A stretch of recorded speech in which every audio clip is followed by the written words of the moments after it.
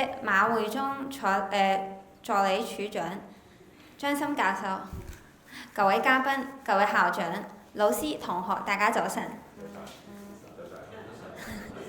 今日係2025年嘅4月12號啦，我哋齊聚於香港可持續發展教育學院，一齊去慶祝聯合國載人空間飛行國際日，亦都係我哋大家知道嘅世界航天日。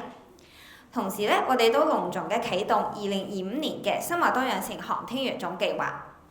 今年亦都係聯合國同埋聯合國教科文組織成立嘅80週年，以及香港可持續發展教育學院同香港聯合國教科文組織協會，我哋喺香港推動可持續發展教育嘅邁向25週年嘅重要嘅里程碑，係我哋響應國際行動嘅一系列活動嘅其中重要嘅一個活動啦。咁生物多樣性咧，係我哋地球同人類可持續發展嘅重要嘅支柱，亦都係聯合國教科文組織咧希望透過科學同技術去保護嘅核心領域。2025年生物多樣性航天月總計劃以 STEM 教育同聯合國可持續發展目標 SDGs 為核心啦。咁今日咧都好榮幸可以邀請到咁多位嘅嘉賓、老師同埋同學一齊咧係嚟緊嘅直至到10月份咧，將會進行嘅一系列活動咧，同埋比賽去進行一個開幕嘅。咁首先呢，我哋有請香港可持續發展教育學院院長、香港聯合國教科文組織協會會長張森教授為我哋致歡迎辭，有請張教授。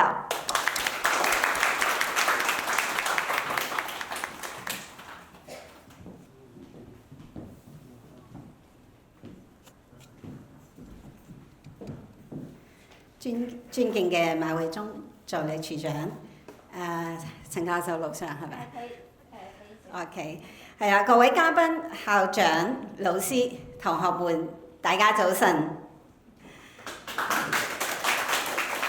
好多謝各位喺今日我哋聯合國都講咗啦，叫做世界航天日啦，一齊嚟到啟動2025年嘅生物多樣性航天月總計劃。今日咧，我哋其實有3個數字好重要啊！頭先思儀都提過幾個啦。首先咧，今日係聯合國同埋聯合國教科文組織咧，今年係成立80週年。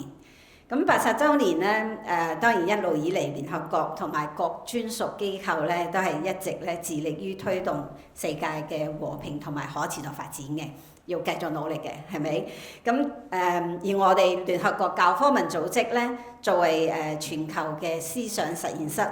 專注咧就教育、科學、文化及傳播，為國際間合作交流同埋可持續發展咧進行前瞻性嘅推動。咁當然第2個數字咧就係我哋嘅邁向25週年啦。咁今年咧喺我哋學院咧，同埋香港聯合教科文組織協會喺香港推動可持續發展教育，正邁向25週年嘅里程碑嘅。我哋咧從建立國際網絡啦、交流學習到構建可持續發展目標嘅中心學習體系，亦都係與時並進，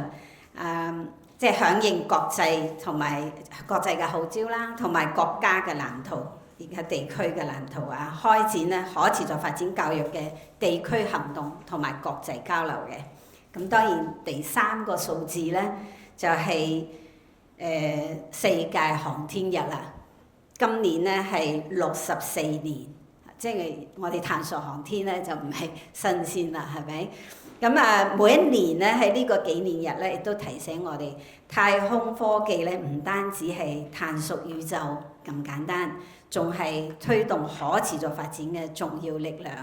咁而生物多樣性航天月總計劃咧，亦都係實踐緊呢一個理念嘅。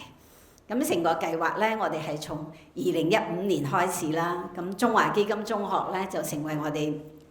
喺香港嘅第一間航天種子育苗中心。咁同學們咧就將太空島國啦成功去收成，咁又再提出我哋可唔可以重複搭載呢個諗法咧？咁同學嘅探索精神咧，亦都攞到國家，亦都獲得國家航天集團嘅支持。喺2016年咧，我哋香港學生提名嘅太空4代綱斗紫紅長茄啦，同埋我哋嘅抗病穗紅番茄、怕醜草種子成功搭載咗10錢10號反圍式衛星，咁重要嘅里程碑啊！咁啊，去到2020年呢，我哋再次咧就去到長征5號 B 火箭，又搭載咗我哋學院同埋學校咧提名嘅蝶豆花、秋葵、旱金蓮種子飛上咗太空。咁每次咧，我哋同國家航天去交收種子咧，原來呢啲種子都係有好重要嘅出世紙啊！陣間大家去參觀展示就會睇到啦，有證明嘅文件啦，有證物袋啦等等。咁我哋都係國情教育展室咧係展出嘅。咁同學咧經過思考、提名、種植、觀察、記錄並舉行咧多角度嘅探索同埋研究。咁亦都多謝越嚟越多嘅學校咧開始參與呢一項嘅活動。每個同學咧都係唔單止我哋講係太空小農夫啊，我哋更加咧希望佢哋未來係未來嘅科學家。通過呢個項目咧嚟到提升我哋自己跨領域學習同埋實踐嘅能力。最後咧，我衷心感謝香港特別行政區漁農自然護理署、香港中文大學教育學院校友會同埋香港教育大學校友會、香港教育工作者聯會擔任呢一個項目嘅支持機構。亦都感謝咧，我哋一陣間會有專家，我哋航天嘅專家咧喺北京啦，咁就趙輝秘書長喺 Zoom 去幫我哋做呢一個分享，同埋馬會中助理處長陳霆鋒教授啦，咁以及到場嘅各位嘉賓，亦都多謝所有參與嘅學校同埋師生，祝願啦我哋生物多樣性航天躍種計劃咧係可以生機勃勃。喺4月至到10月長達6個月嘅活動期間咧，順利圓滿。多謝大家。好多謝晒張教授嘅致辭，請張教授就座。原來我哋航天躍種與香港可持續發展教育學院嘅緣分咧，從2015年就開始咗㗎咯喎。咁去到今年都有10年之間嘅呢個推動，咁係與國際國家本地學校嘅協同配合當中，真係非常之鼓舞我哋啦。咁都體現咗我哋未來教育呢一個嘅全新學習模式。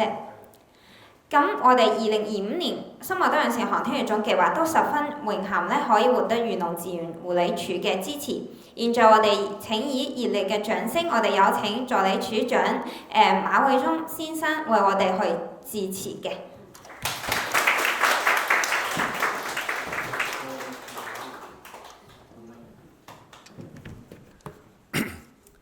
張教授、陳教授、各位嘉賓、各位校長、各位同學、各位老師大家好。今日我非常榮幸咧，有機會咧同大家參加今日嘅生物多樣性航天育種計劃嘅啟動儀式。2020年嘅5月，長征5號 B 運載火箭升往太空，當中承載嘅唔止係我國航天事業嘅新里程，亦搭載住由香港同學提名嘅作物種子。而去年嘅10月，神舟19號與神舟18號嘅航天員喺天宮嘅會合，為我國航天嘅發展寫下光輝嘅一頁。當日兩批航天員喺天宮嘅合照嘅畫面仍然歷歷在目。今日香港嘅同學能夠參與太空種子嘅種植同埋甄選，實在令人興奮嘅。航天育種經過太空嘅特殊環境，而透過誘發基因嘅變異，培育出獨特性嘅新品種，當中能夠提升產量、抗病、抗逆性強嘅作物品種，為提升農業生產嘅效率、改善農作物嘅品質，同埋帶動農業嘅可持續嘅發展提供無限嘅可行。而香港中文大學團隊研發嘅大豆，亦於2023年隨住天舟6號升空成為本港首個太空農業嘅研究項目。香港特區政府一直咧係致力我哋支援咧第一嘅產業，推動本地嘅漁農業嘅可持續發展，使喺呢個香港彈丸之地咧都能夠繼續發揮出本地嘅天然資源同埋優質品牌嘅優勢，生產呢個具競爭力嘅漁農產品。咁我哋漁護署咧就繼續咧就係向我哋嘅本地農民咧推廣呢個可持續同埋先進嘅生產嘅技術，帶動咧傳統嘅產業能夠升級轉型，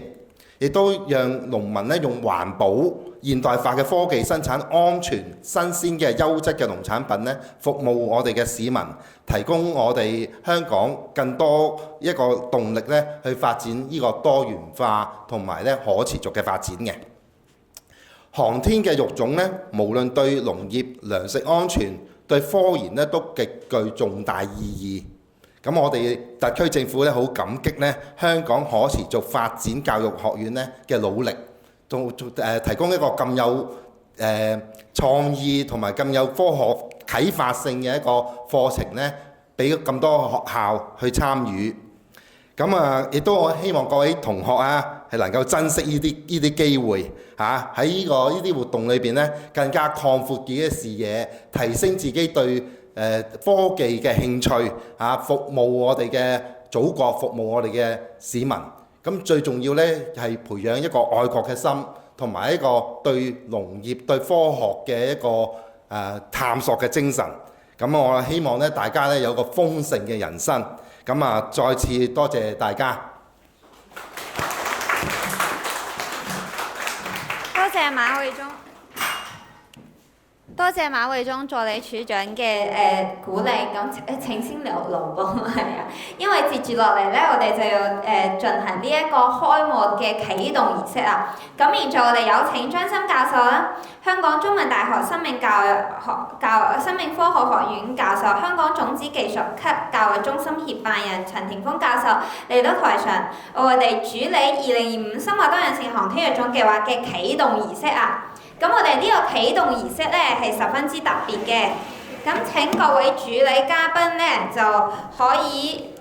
用台上面嘅道具咧為我哋種呢一個開啓生物多樣性航天育種計劃嘅呢一個種子啊。咁我哋今日咧有3款㗎，咁我哋呢3款咧就分別係十淺十後太空茄子嘅種子啦，以及十淺十後太空番茄種子同埋長征5號 B 嘅秋葵種子啊。咁相信呢啲種子咧可以隨住本年度呢個項目嘅進展啦，與同學嘅種植體驗啦同步去成長。咁甚至我哋可以喺10月份嘅頒獎典禮睇下可唔可以見到佢哋下一代嘅出現啦。咁請3位先一齊影張大合照先啊，同我哋嘅睇翻我哋嘅呢個鏡頭影翻一張大合照先啊。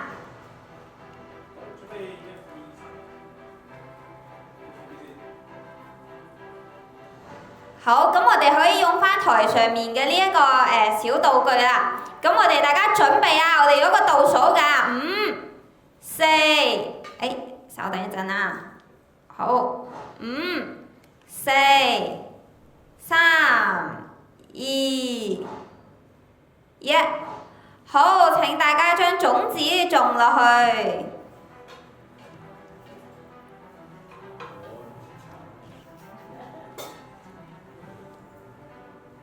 好，咁我哋可以將種子嘅呢個名牌係擺上去嘅。好，咁我哋再望住鏡頭影一張合照啦，唔該晒大家。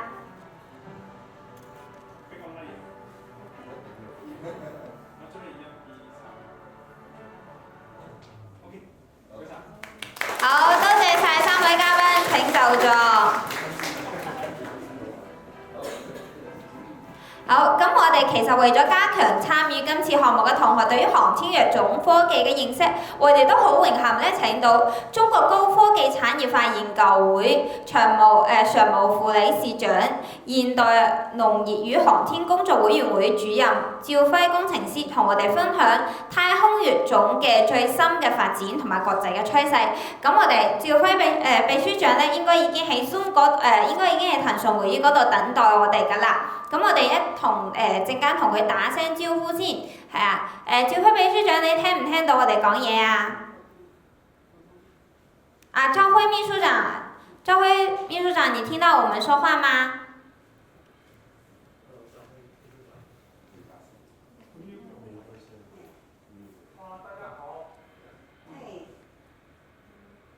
好，我哋同趙秘書長打個招呼，趙輝秘書長你好。我們現場有很多同學在等待您的講座。很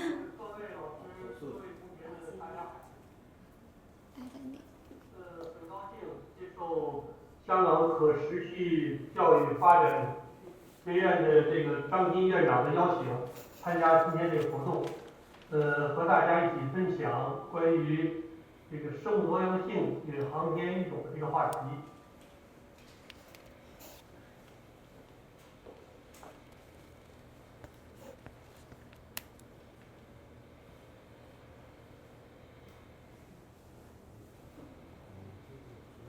能看到嗎？啊，这样，这是一个很有意义的题目。这个关于生物多样性与航天育种，我是这么来理解它之间的这个关系。因为自然界的生物多样性，它本质上就是生物基因的多样性。我们通过航天育种可以使基因产生变异，于是我们就有可能获得我们所需要的新型的，甚至是失而复得的。也就是说，在自然界已经被灭绝的，或者消失，或者是很难以发现和获得这些基因，将这些基因用于我们种质资源的创制和新品种的培育，进而对保护和丰富生物的这个遗传多样性发挥重要的作用。我认为这个是航天育种和我们生物多样性的关联，也是和我们地球和我们的自然以及和我们日常生活息息相关的一个关系。航天育种实际上给我们的这个带来的这个初步的这个过程，就是将植物种子和各种生物材料通过航天器，各种返回式的航天器，因为我们把它送入太空，还要期待它回来，所以呢，像载人飞船、返回式卫星等等，以及我们曾经发射过的月球探测器和以后即将要发射的这个小行星探测器，以后未来到火星采样返回这些类似只要是天地往返的这些航天器，都可以带着我们的生物实验材料进入太空。那我们到了太空干什么呢？是利用空间环境中的辐射、微重力和复杂电磁环境等种种因素的复合作用，是这些因素它同时对生物材料起作用，然后使这些生物材料基因产生了突变，产生了变异，然后这些东西呢回到地面以后，然后由地面不同领域的科学家用它去开展研究，用它去创制新的种质资源，用它去培育新的品种。我们现在总是讲航天育种，其实我认为航天育种并不是航天去育种，也不是我们这些做航天的人我们在育种，而是我们当人类掌握了进入太空的能力和技术，我们具有了利用太空环境和开发太空资源的能力的时候，当我们不同领域的科学家他们需要用这个太空环境的时候，我们利用我们的航天技术把它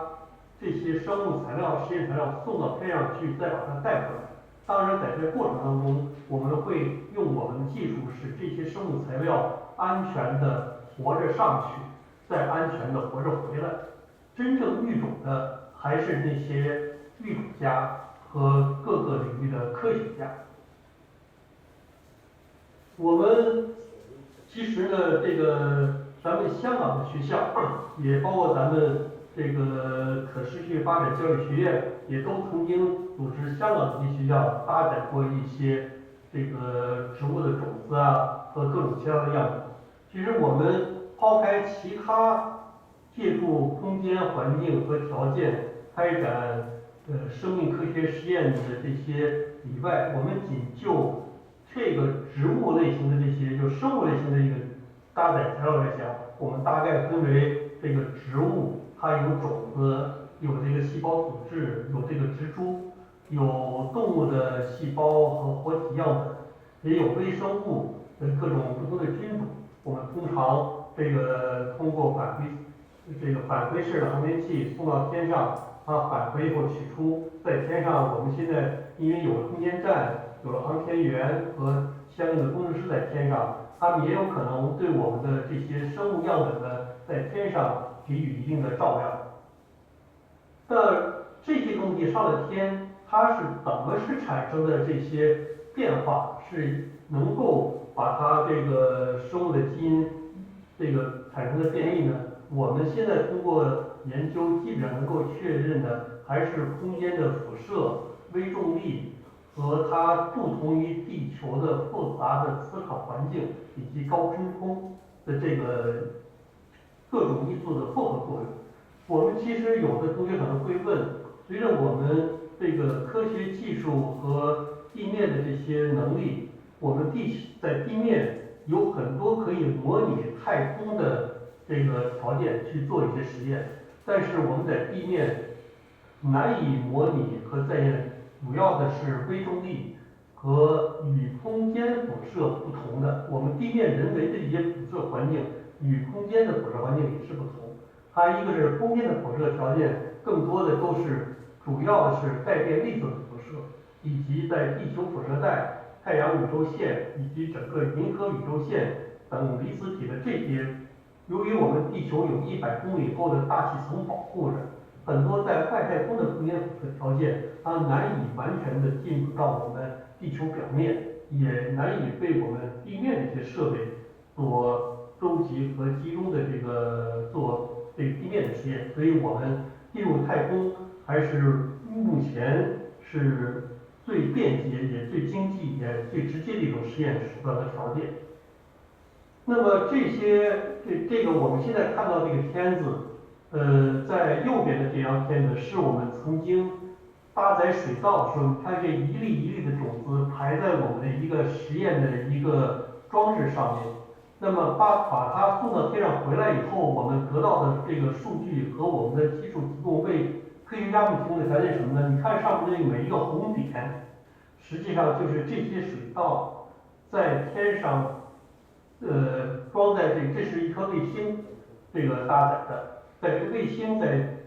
太空飞行的时候，它被射线粒子打中它这个水稻不同位置的位点的一个标记。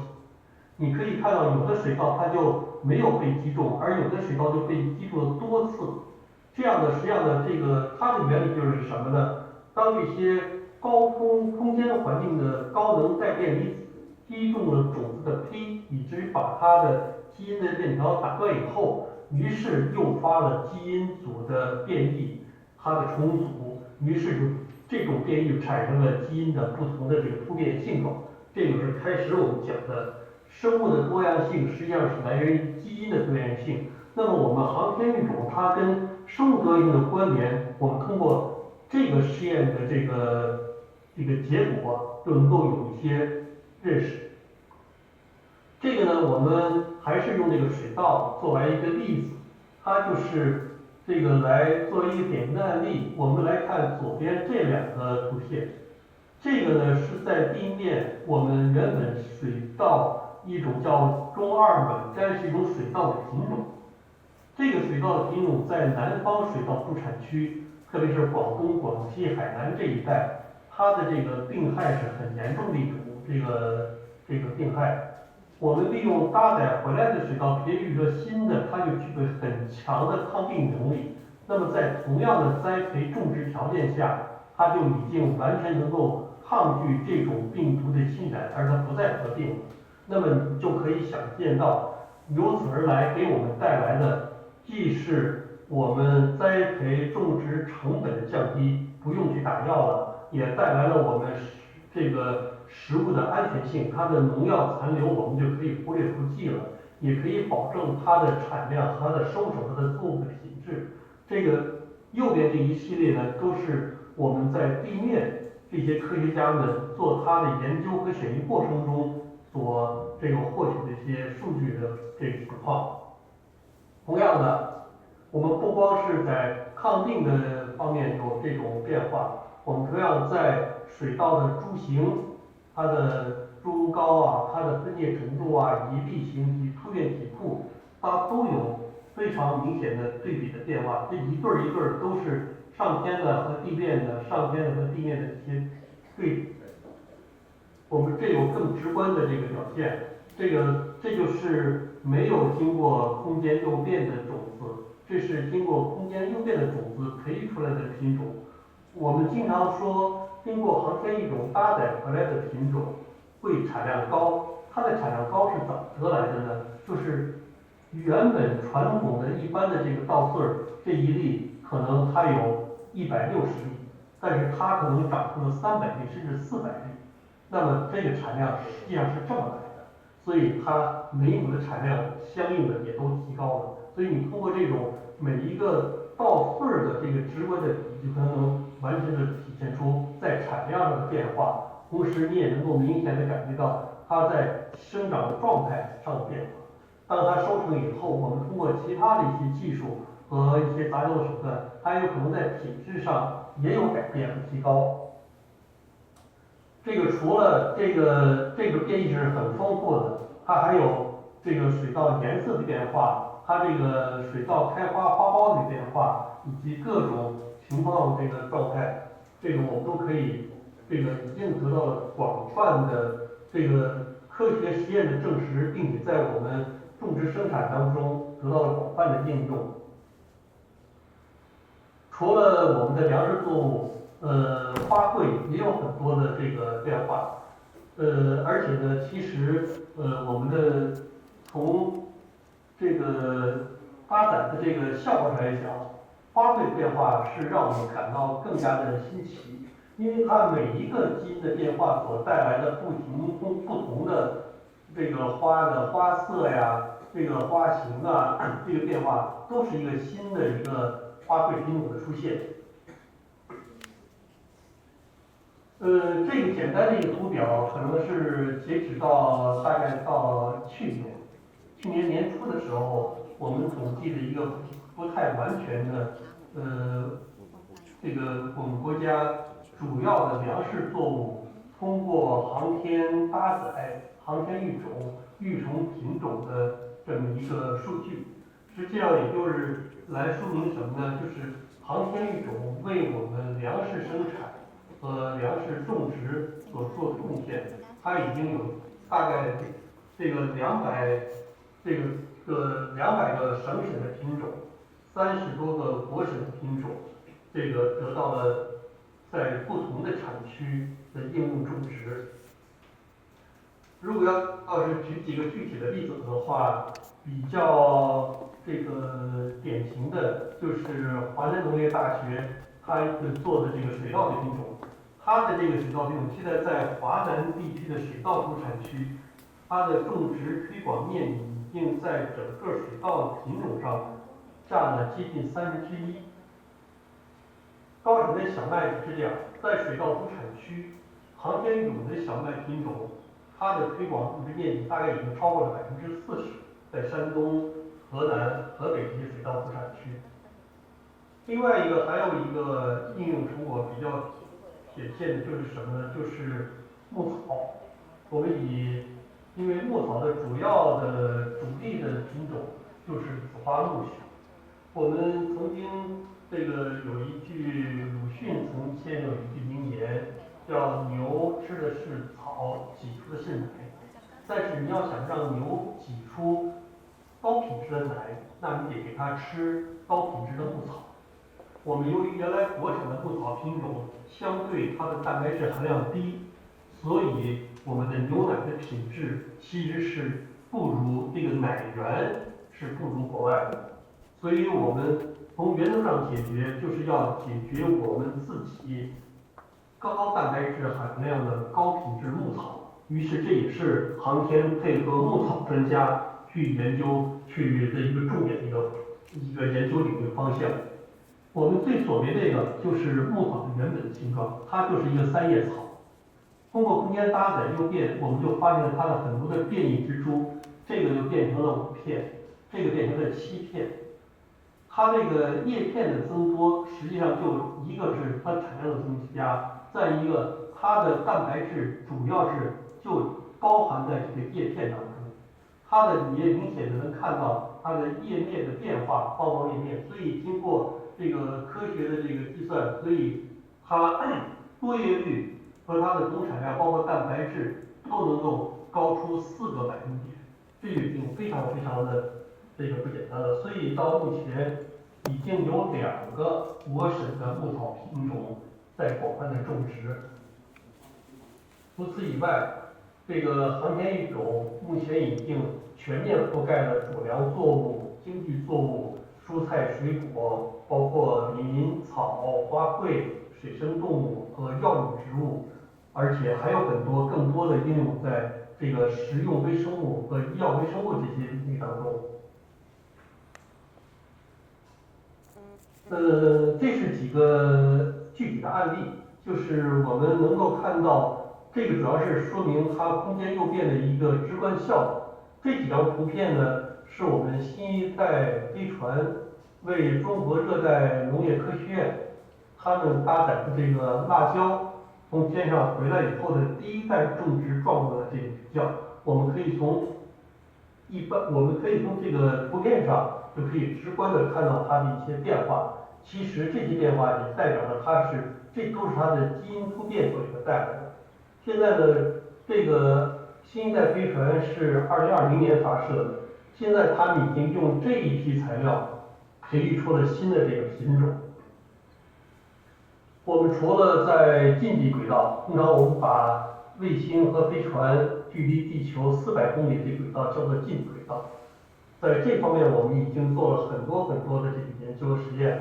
但是我们从嫦娥5号开始，我们也尝试着去月球采样返回的时候也搭载了种子。这个呢，给我们带来比较新奇的一个，主要是基础研究的一个成果。在2020年发射嫦娥5号月球探测器的时候，华南农业大学搭载了100棵水稻。他们的水稻回到地面种植以后，进行了基因组和转录组的测试，从里面鉴定出了一个关键的转录因子，也是一个基因。他们根据这个基因的变化以及他们的研究，做出了一个科学的一个假设，就是在深空飞行以后，因为那次飞行去月球，月球距地球的距离是38万公里，他们可能会更多的影响这个植物基因的这个细胞天能的传递，影响基因的变化比例。所以呢，他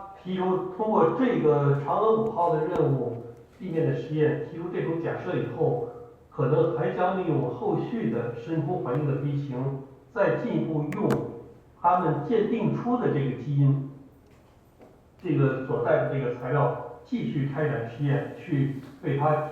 进行单细胞水平上的验证，提供理论的基础。在嫦娥6号，我们的探测器去月球的背面采样的时候，我们也搭载了实验材料。这个除了这个刚才讲到的嫦娥5号华南农业大学搭载的水稻以外，给它重复做了搭载，他们研究还正在继续当中。但是首次又为新疆农业大学搭载了一些这个牧草种子，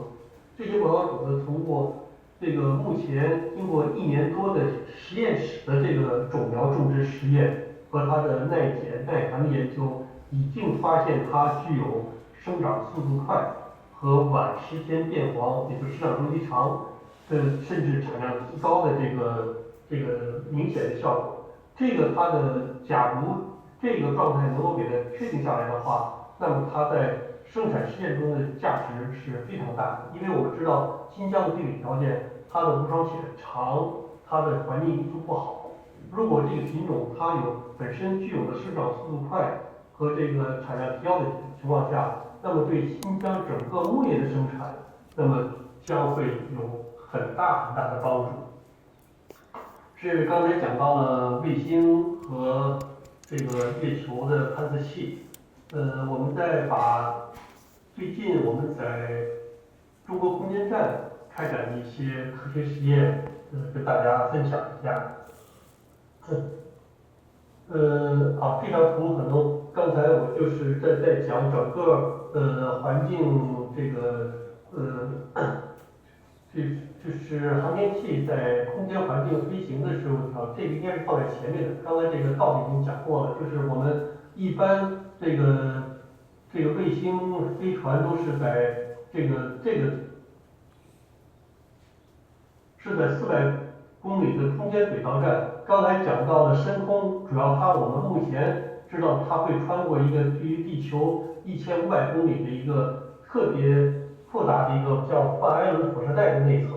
这里面给我们的生物材料所带来的辐射效应是更加明显的。我们可能通过很多的新闻媒体能够看到，就是我们现在在中国空间站，航天员在里边有种植生菜，有中国科学院在里边开展了水稻的生长发育种植的这个研究。这个就是可能提出来有一个大家要理解一个什么概念呢？就是前面的刚才讲的，通过卫星飞船搭载植物种子，最终我们的目的是要把经过空间诱变产生基因变异的这些种子材料拿到地面，在地面进行研究和用它创制种子资源，培育新的品种，实际上是应用在地面我们人们的生活，这个满足我们的生活的这个需要。但是在太空这个进行植物的种植，我们实际上是瞄着将来在月球建立这个月球站，在火星建立人类长期驻留的这些条件，为了满足在那个条件下我们植物的种植和食物获取的这个目标。因为我们现在中国的探月的任务已经瞄着2030年就要载人登月，随后就要建月球站、月球科研站。那么在那个地方就有长期有人在那儿驻留。那么在那个环境下，我们一个是要利用植物在那儿创造一个生态环境，再一个就是我们的目标是要在那个环境下获取食物来源，来种粮食。所以我们现在利用现在的轨道飞行器，利用空间站进行一些植物的种植，实际上是要解决一什么呢？在太空微重力环境下，它所表现出来的失去地面植物根往下扎，杆往上长，开花结果这些生物完全变了。所以呢，我们要瞄准在空间的这个空间环境下，怎么去是高等植物能够生长发育。那么过去我们在这个领域都做过些什么呢？实际上，从国际空间站以及中国的空间站都做过很多的这方面的科学研究。从1957年人类开展太空探索活动，至今已经有21台这个空间植物培养的实验项目，开展了50多项的植物培养实验。他们从早期主要是研究植物能否在空间环境下萌发、生长、开花，甚至结籽。中期呢，它能够使用基因和蛋白质的表达的变化，目前已经获得了深入的研究。目前我们开展的就是植物的幼苗阶段到种种子生产阶段这个研究。如果把整个这一段走通了，我们就有可能真正的建立这个太空农场。在这方面呢，中国呢做过什么呢？我们从最早的1986年用反辐射卫星就开始做了这个葡萄和这个石貂柏的幼苗的培养。从2002年呢，用神舟4号飞船呢又做了空间的烟草原生细胞的这个融合实验。08年实践8号这个种子卫星就做了青菜的这个实验。2011年的神舟8号飞船就做了番茄苗试管，在试管里面进行开花结实的实验，也就是把整个发从企业从开花到结果这个实验过程，我们都完整的实现了。2016年的时候，我们先后用实践10号反辐射卫星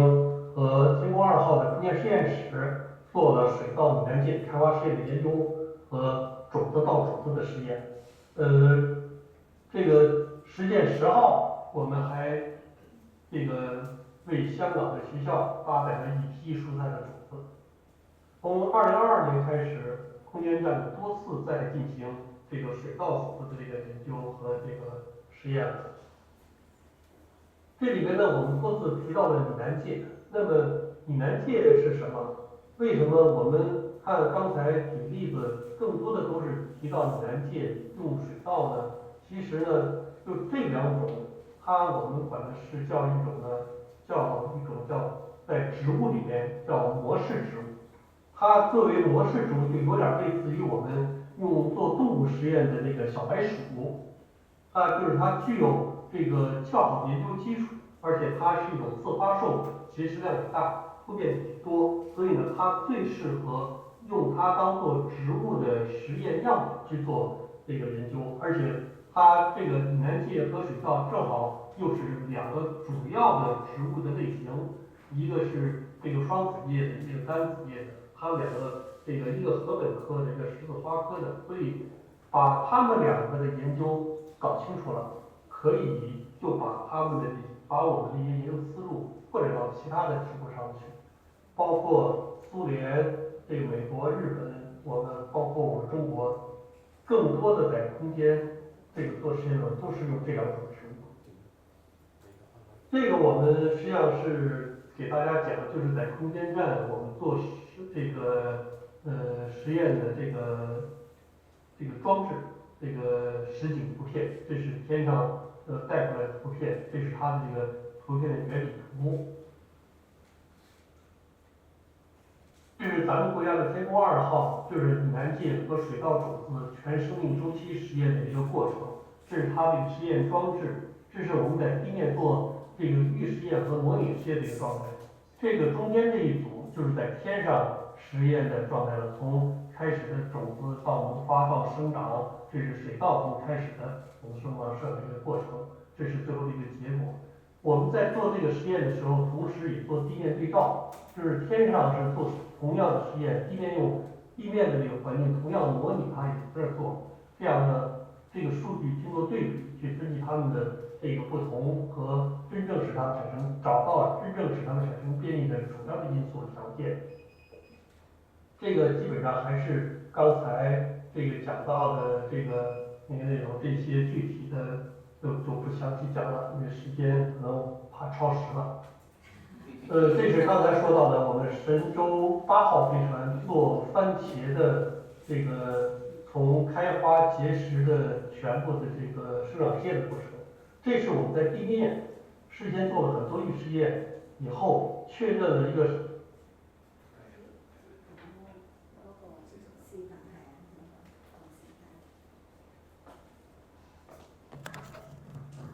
那我们看一下能不能跟赵秘书长这边再连线回去。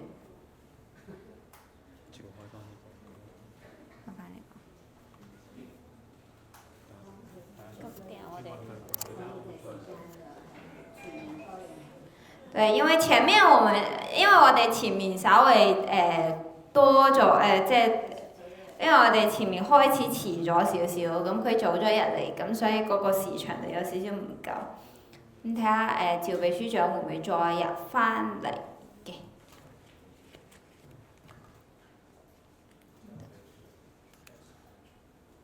所以係。好，咁因為時間關係啦，我哋就未必可以進行嗰個問答環節啦。不過都好多謝趙輝工程師嘅精彩嘅演講啦。咁相信現場咧，我哋都如果大家同學有好多好奇嘅問題，我哋都可以喺探索個過程當中再去學習啦。咁接住落嚟咧，我哋就有請香港中文大學生命科學學院副教授、香港種子科技級教育中心協辦人陳霆鋒教授，我哋去進一步咧去展開呢個話題，進行種子遺傳多樣性與糧食安全嘅呢一個主題講座嘅。係啦，咁有請陳教授。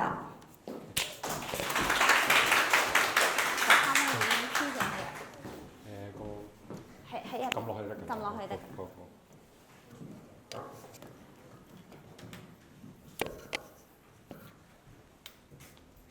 張教授、馬助理處長、各位校長、各位老師、各位同學，早晨。首先咧，好多謝咧呢一個香港可持續發展教育學院咧嘅邀請啦，可以俾我有呢個機會喺呢一度同同學咧，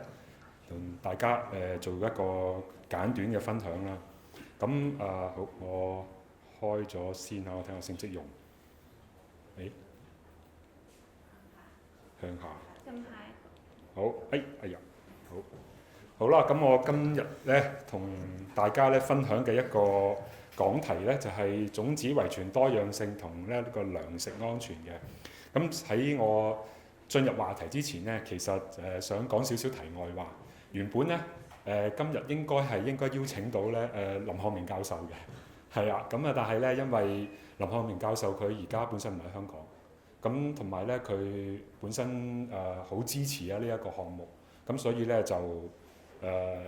叮囑我咧都盡量咧可以代表到佢咧嚟呢一度咧同大家咧做一個分享。我今日咧就好開心啦，所以有呢個機會啦。咁我頭先咧介紹我嗰陣咧話有中文大學嘅生命科學學院啦，同埋呢一個咧嗰個種子嘅一個中心啦。咁其實咧我哋有好多頂帽嘅嚇。呢一度咧就本身有呢一個香港中文大學農業生物科技嘅國家重點實驗室啦，同埋咧我同本身都係喺呢一個叫做喺大學教資會下邊嘅 RGCAOE 嘅一個研究中心嘅。咁我喺一間進入話題嘅時候，我都會介紹一下。咁好重要嘅一樣嘢啦，我哋大家都知道咧，點解有提到糧食安全咧呢一樣嘢？咁其實糧食安全咧同氣候轉變而家咧都係一個都係會相提嘅會係擺埋一齊咧去談論嘅一個重要嘅話題嚟嘅。咁氣候變遷咧，我哋已經知道咧係導致到好多嘅變化啦，包括咧呢個全球嘅氣温嘅上升啦，乾旱嘅天數咧越嚟越多啦。但係另外一方面咧，土壤嗰個濕度咧同埋降水咧、徑流呢啲情況又上升咗，好似好唔同嘛。唔係熱啲咁應該少啲水，又唔係喎，因為咧熱嘅時候咧就好熱，但係一落雨嗰陣咧就落得好多，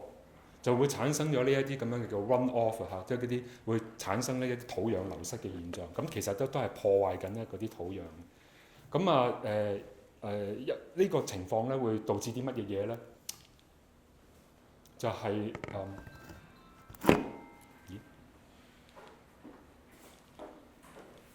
係啦 ，OK， 就係咧會見到農作物咧嗰個產量咧係面臨到威脅嘅。咁如果農作物失收啦，咁咪會好自然咧就係有一個糧食安全嘅問題啦。咁你哋睇到嘅咧已經喺淨係2021年嘅呢一個統計嘅數字咧，全球已經咧有1成嘅人口咧係屬於係一個面臨一個飢餓㗎啦，係唔足夠嘅食物嘅。咁點解咧？因為已經係有好多嘅數據咧去推算，假設淨係咧如果全球嗰個氣温上升1度淨係1度嗱，但呢個1度咧好似一個好細嘅數字，1度啫嘛。我今日而家我23度、24度有咩分別？但係而家我哋講緊嘅1度咧係一個平均數，意思即係話咧係將全球嘅氣温去做一個統計。如果會統計都係上升1度嘅話，即係其實有啲地方係上升唔止1度㗎。咁所以咧係喺呢一個情況之下咧，個糧食嘅產量咧係會大受影響啦。唔好意思啊，我仲係唔係好識得用呢一個。好，咁咧就你睇見到咧嗰啲產量嘅趨向咧，全部都係向下嘅。咁如果個食物嘅產量受到影響啦，咁你就可以睇到咧呢一邊咧就係、見到嘅嗰啲數字都係向上升。呢個上升係乜嘢咧？係面臨咧糧食不安全嗰個狀況啦，都係加緊。咁就會係全世界啦、非洲啦、亞洲啦、拉丁美洲啦、北美洲啦，可能唔係咁大受影響。但係咧，你睇到整體咧，世界上面嘅好多地方、好多嘅人口咧，其實都係將會面臨咧呢一個情況。咁點算咧？係咪啊？咁啊係啦，我哋好有幸啦，我哋香港咧都自己咧做緊一啲嘢嘅。咁透過咧頭先我提到啦，農業技術嘅國家重點實驗室咧，同埋咧我哋有一個團隊咧，而家喺中文大學嗰度咧，係由自2017年開始咧，都係咧針對緊咧呢一個問題。我哋呢個項目咧，主要嘅研究嘅針對就係點樣可以透過基因組嘅技術去改善咧，去改良一啲咧作物，然之後咧去研究佢哋植物同埋環境相互之間嘅關係，從而咧可以得到咧有一個可持續嘅農業發展，去解決糧食安全嘅問題。全部都係咧喺晒呢一樣嘢嗰度啦。咁我哋個團隊裏邊有好多嘅專家咧，做嘅嘢都唔一樣啦。咁我喺度啦，係有咁喺過去咧呢差唔多8年咧，我哋做過啲乜嘢嘢咧？只係好簡單，我用2張相去表達出嚟啦。咁呢個係阿林漢明教授嗰個研究啦。咁佢本身嘅科研項目就係大豆啦。咁係呢度咧係甘肅嘅一個黃土高原。可能有啲同學咧，如果你聽過咧林漢明教授嘅到過你哋學校俾講演講，佢可能已經有一張你見過呢一張相啦嚇，熟口熟面。係就係甘肅咧黃土高原嗰度咧，呢一啲咧就係佢嘅大豆啦，就係呢個係隴黃1號，就係可以喺一啲好咁乾旱嘅地方咧可以生到。佢只係咧種咗落去之後咧，用一次嘅水就可以咁樣生到出嚟。而咧呢一個咧唔係透過基因改造嘅，只不過係因為就係啦，正咧喺大豆裏邊利用咧大豆嘅生物多樣性、基因多樣性喺裏邊咧獲得咧一啲基因係可以咧抵抗到乾旱嘅，係啦。咁所以喺咧極少水嘅情況係近乎係惡劣嘅，你見唔到其他作物可以生到嘅。咁但係咧呢啲大豆咧就可以生長到。咁我哋最近咧亦都咧將呢一個項目咧延伸到去巴基斯坦啦，即係我哋一啲比較友好嘅朋友啦、國家啦。咁呢一個Mamoon 咧係我哋以前嘅喺中文大學咧讀呢一個博士嘅後嘅訓練，跟住然之後翻咗去巴基斯坦咧做呢一個助理教授嘅。咁我哋咧就係啦，將我哋嘅嗰啲大豆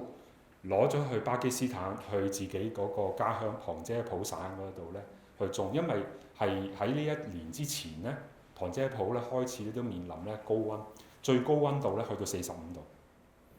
咁佢哋本身咧旁遮普係一個好大嘅農業省份嚟嘅，佢哋主要咧生產咧其實係小麥啊、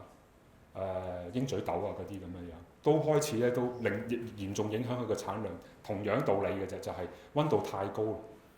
溫度太高根本咧會失收。咁但係我哋嘅呢一隻豆咧，係我哋第2次去，呢一個係上年咧嘅5月份咧，我哋去咧見到咧係已經出咗好多豆莢啦，咁係好興奮嘅一件事嚟嘅，因為咧唔單止係淨係喺中國啦，已經係可以去到一啲國家咧，可以幫助到佢哋咧係種咧呢一個大豆。咁今日咧，我其實想講嘅故事就唔係大豆咯喎，我想講一啲咧係分享下我自己嘅科研嘅課題啊。咁其實咧係我哋除咗想做大豆之外咧，其實都想解決或者去面對一個另外一個角度咧去睇咧糧食安全嘅問題。其實咧你睇到咧，我哋而家已知嘅植物，陸地嘅植物咧，如果係有記錄嘅，有記載，有個學名，有相，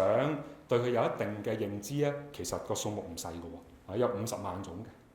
嘅，大概都有50萬種。但係呢50萬種裏面咧，其實咧有5萬種咧，我哋覺得我哋知道佢係其實可以食嘅。佢哋喺佢個植物嘅唔同個部位，其實可以咧作為一個食用嘅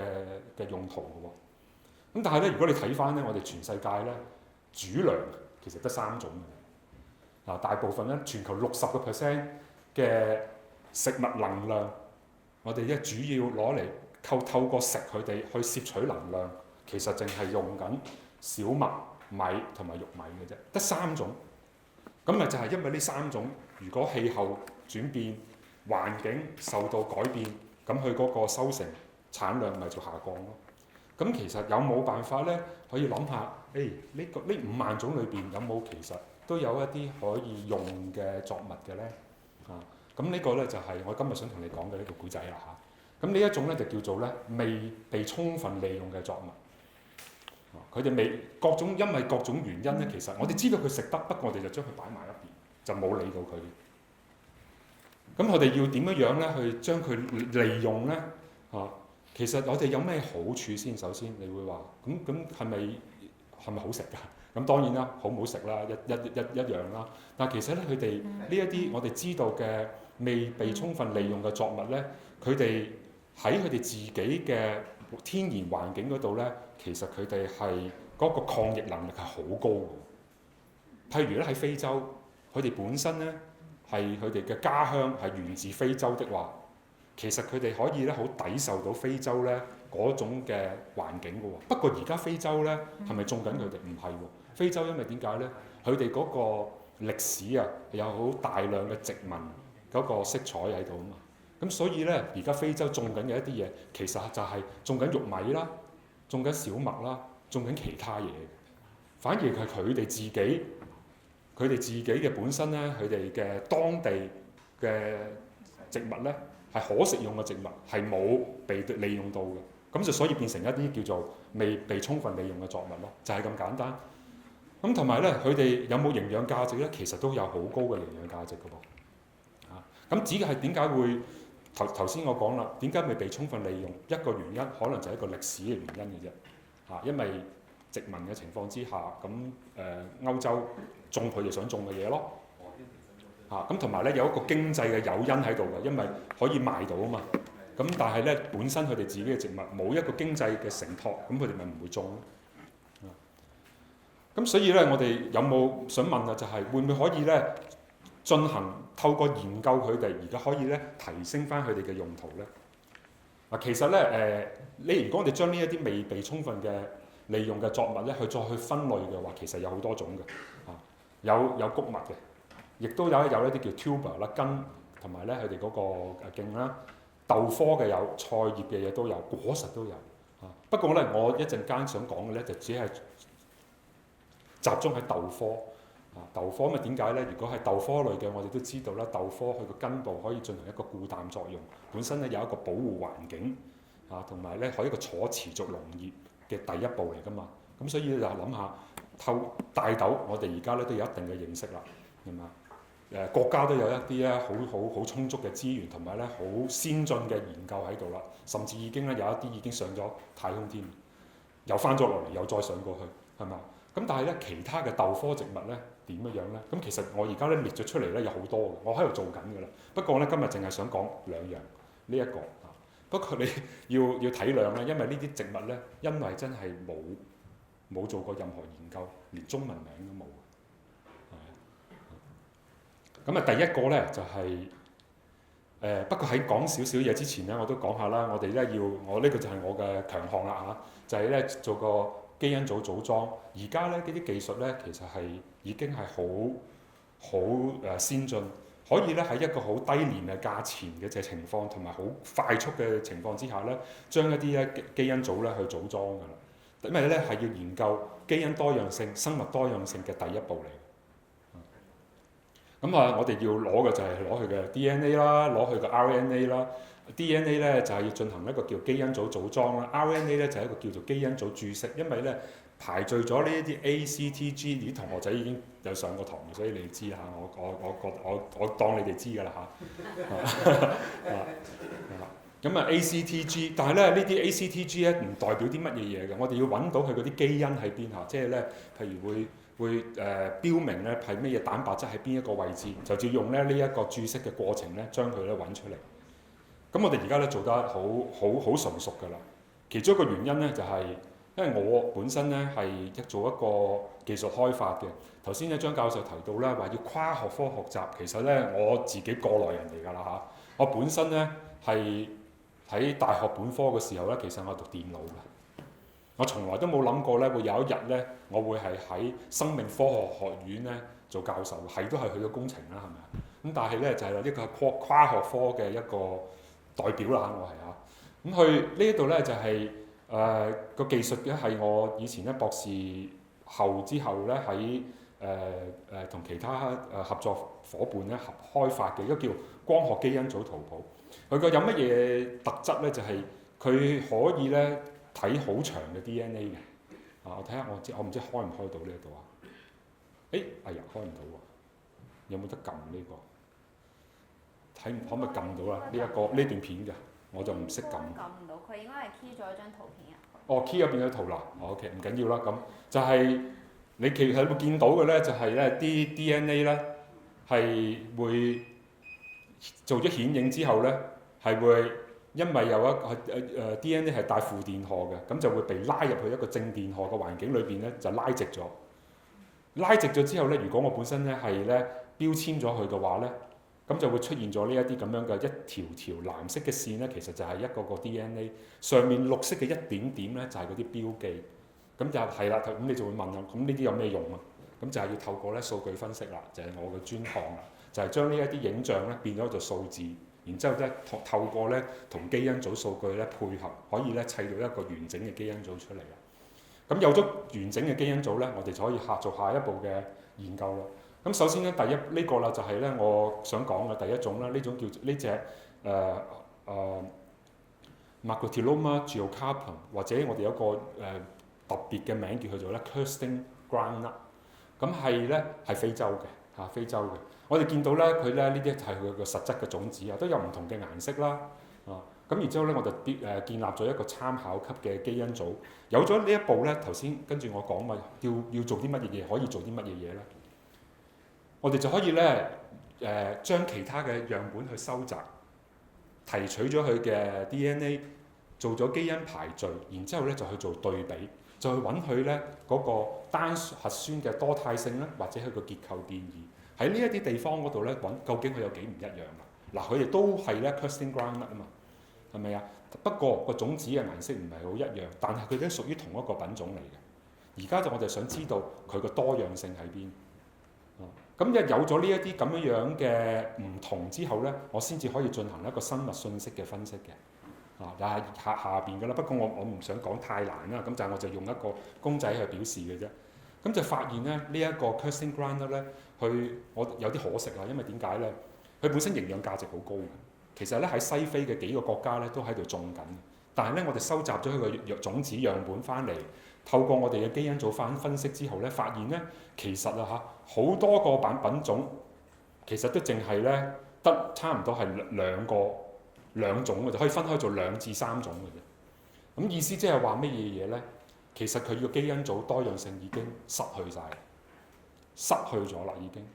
咁點解呢一樣嘢情況反映咗出嚟咧？點解會失去啊？你會問？冇種到，冇去保護嗰個種子嘅資源，冇人去到理，就受到透過慢慢佢個自然環境咧嗰個消失同埋破壞，慢慢就冇咗啦。咁所以咧，我哋帶出一個警號啊！就係咧，佢如果喺佢嗰個遺傳嗰度咧顯示咗極低嘅多樣性嘅話咧，咁就更加反映咧，其餘嘅嗰啲咧未充分利用嘅作物咧，而家都係受緊同樣嘅危險嘅啫。如果我哋一度都唔理佢嘅話，呢一啲就變成唔用下就變咗冇用㗎啦。咁所以咧，我哋而家要加速咧去收集保護佢哋嘅種子資源啦。咁呢一個就係我哋咧提出嘅第一個即係一個重要嘅信號咯。咁啱啱咧呢一份文章咧收集已經俾自然咧通訊咧係接收咗，因為佢哋個編輯咧都同意啊，呢一個係一個好重要嘅信號咧，話翻俾一個科研界嗰度咧去多多留意翻佢哋自己國家自己地區有冇一啲咧未被充分利用嘅作物，其實係應該咧開始咧要去咧做一個咧保育同埋咧研究嘅行動㗎啦。咁第二個啦，呢個咧就叫做 LabLab 咧係又係咧屬於咧喺非洲嘅，屬於喺非洲啦，源自非洲，但係咧喺其他世界嘅地方都見到，甚至有趣嘅地方咧，我哋咧中國都有用緊咧去嚟咧入藥嘅，其實咧係類似一種扁豆嘅嘢嚟嘅，咁但係又係冇一個正式嘅名，不過咧喺中醫嘅醫書嗰度咧係有一個藥用嘅價值嘅。又同翻咧不謀而合地喺非洲咧，佢哋自己嗰個傳統嗰啲 folk medicine 咧，佢哋都話我哋有啲都有啲記錄咧係有一啲藥用價值嘅。咁所以咧佢除咗食用之外咧，佢有藥用價值嘅。咁呢種豆咧喺好多地方咧都揾到啦嚇。咁佢咧有一個好特別嘅狀態，係有兩種唔同嘅。一種咧佢每個豆莢淨係得2粒種子，另外一啲咧係4粒嘅。咁我哋又係啦，將佢去咗非洲，又係咧透過一啲合作嘅團隊咧，攞咗呢一個種子翻嚟咧，然之後去建立咧嗰個基因組啦。咁我哋係建立一個係俾兩種子嘅啦，同埋4個種子嘅參考級基因組，又係進行咧類近嘅基因組分析啦，又係揾好多大概90個樣本啦，將佢哋嘅基因組排序咗出嚟，然之後做翻，唔好意思啊，做翻頭先講嗰個對比啦。咁今次啊，你見到咧，如果唔同就啲顏色多啲啊，越多顏色嘅地方咧，就顯示咧喺佢個基因組裏邊咧，表達緊係一啲唔同嘅。OK， 咁所以咧，咁呢個係顯示啲乜嘢咧？好彩啊，呢個 LabLab 咧，而家都仲有咧係唔同嘅多樣性，可以咧。因為佢個基因組嘅有唔同嘅多樣性，就容許我哋咧去研究咧佢哋嗰個係啦，研究緊佢哋咧嗰個會唔會喺佢哋從佢哋嘅基因同埋咧佢哋嗰個生長嗰個特質嗰度咧，可以揾到有一啲基因咧係對環境抗疫啦有幫助㗎。咁啊當然啦，香港做唔到啊嚇。咁啊，但係我哋可以咧透過合作啦。咁我呢幾年咧都係嘅，好似做一個尋豆師啊，周圍去揾豆啊。咁呢一個咧係喺泰國嘅一個同一個教授咧合作咧，喺佢哋嘅大學嗰度咧，而家開咗啲地出嚟就係啦，開始咧去種咗之後咧，去睇佢哋嘅生長嗰個特質，配對翻咧嗰個基因咧嗰個多樣性，係開始咧係研究究竟嗰啲基因裏邊咧有冇一啲基因係可以幫助到係佢嘅生長？點解可以咁喺咁惡劣嘅環境啊，咁少水佢都可以生到啦？咁當然啦，即係希望想帶出嘅一個信息咧，就係啦，我哋要保護環境啦，保護生物多樣性啦，加速收集種子資源啦，加速開發咧呢一啲未充分利用嘅農作物啦。咁同埋咧，當然咧，我哋可以透過教育，今日就喺度做緊，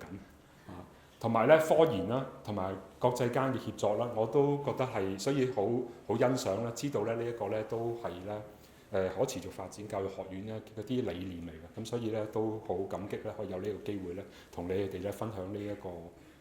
古仔啦，咁到最尾咧，咁我多謝我自己嘅團隊咧，同埋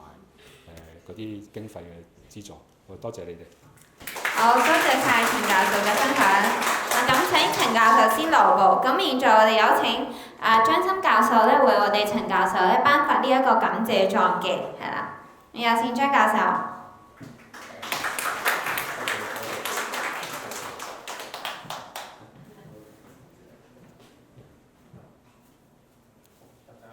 好，我哋可以一齊影一張相。好，咁多謝陳教授。咁我哋都想再次邀請我哋漁農自然護理署嘅助理處長馬偉忠先生去接受呢個支持機構嘅感謝狀。咁我哋嘅活動可以獲得香港特別行政區政府漁農自然護理署嘅支持同埋認可，真係非常之開心啊！咁希望同學都可以不負眾望啦，我哋一齊將我哋嘅研學成果咧，為香港嘅漁農自然護理進展咧，去貢獻新一代嘅創新力量。多謝晒。好，多謝晒兩位嘉賓，兩位嘉賓請就座。咁其實我哋成個項目咧就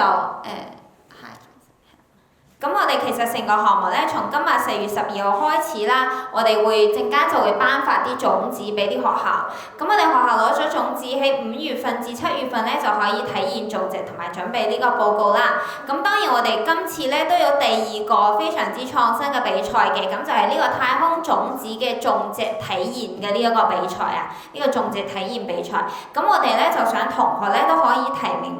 一啲種子咧去參加我哋國家航天嘅呢個在計劃嘅，係啦，咁呢個都會需要大家去做一份報告啦。咁其實我哋都會提供一個template 俾大家嘅，咁一個係 PowerPoint 形式嘅 template， 一個係 Word document 嘅 template 啦。咁最後我哋就喺10月4號至10月10號嘅呢個世界空間週咧，去進行呢一個頒獎典禮嘅。咁會揀翻其中一個星期六或者星期日，同大家去做翻嗰個頒獎咁樣嘅，係啦。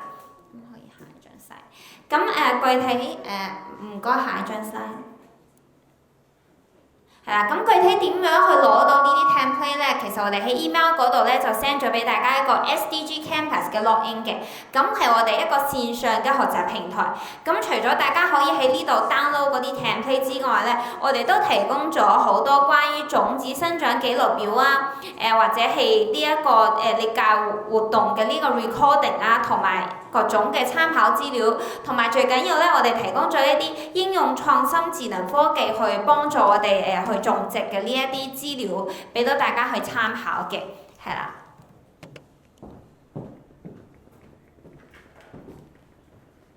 好，咁事不宜遲啦，我哋航天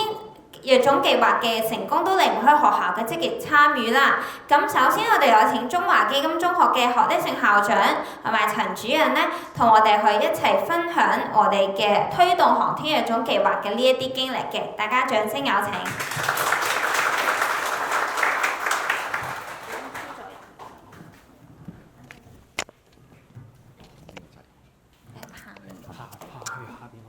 最底嗰個。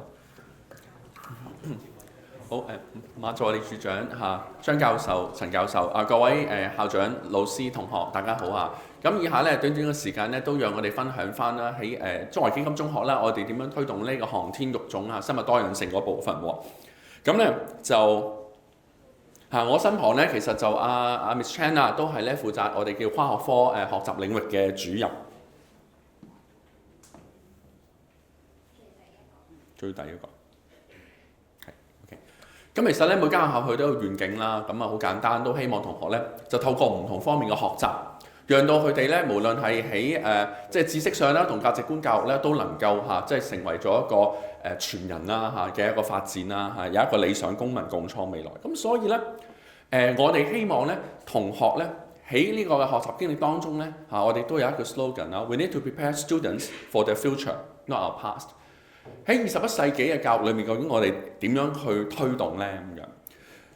咁其實呢，我哋都好希望透過唔同嘅跨學科領域希望譬如話一陣間會講到航天育種，咁點樣透過航天育種呢個計劃，去讓到同學深化喺各方面嘅一啲嘅學習呢？我哋學校呢，其實同大家一樣啦，推動跨學科學習咧，都會講到 STEM， 講到 STEAM， 講到 STREAM 咁我哋唔係話特登將好多 letters 全部 connect 一齊咁而係咧喺一個我哋叫而家我哋政府講 STEAM 嘅架構上面咧，我哋特別係教 R 呢樣嘢嘅。R 咧就係 reading and writing， 因為無論係我哋任何嘅